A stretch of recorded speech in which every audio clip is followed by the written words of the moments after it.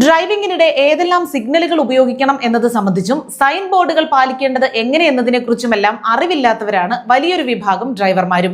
വാഹനത്തിലെ Hazard ലൈറ്റുകളുടെ ഉപയോഗത്തെക്കുറിച്ചുള്ള അജ്ഞതയാണ് അതിലൊന്ന്.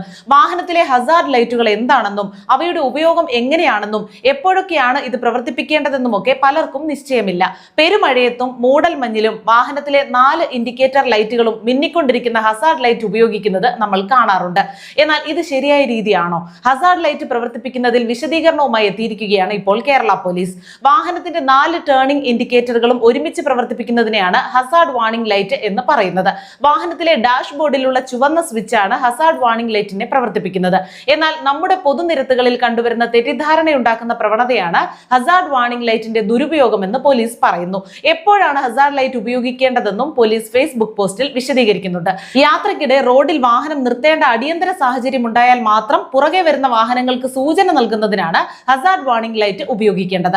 Line മാറ്റം, തിരിവുകൾ തുടങ്ങിയ മറ്റ് അവസരങ്ങളിൽ ഈ സിഗ്നൽ ഉപയോഗിക്കുന്നത് പുറകെ വരുന്ന വാഹനങ്ങളിലെ ഡ്രൈവർമാർക്ക് ആശയക്കുഴപ്പം ഉണ്ടാക്കും. പലരും റോഡുകൾ ചേരുന്ന ജംഗ്ഷനുകളിൽ നേരെ പോകുന്നതിനായി ഹസാർഡ് വാർണിംഗ് ലൈറ്റ് ഉപയോഗിക്കുന്നുണ്ട്. അങ്ങനെ ചെയ്യരുത്. നിരത്തുകളിൽ ഹസാർഡ് വാർണിംഗ് ലൈറ്റ് പ്രവർത്തിപ്പിച്ച വാഹനത്തെ കണ്ടാൽ അത് നിർത്തിയിട്ടിരിക്കുകയാണെന്ന് മനസ്സിലാക്കി വേണ്ട മുൻകരുതലുകൾ സ്വീകരിക്കുക.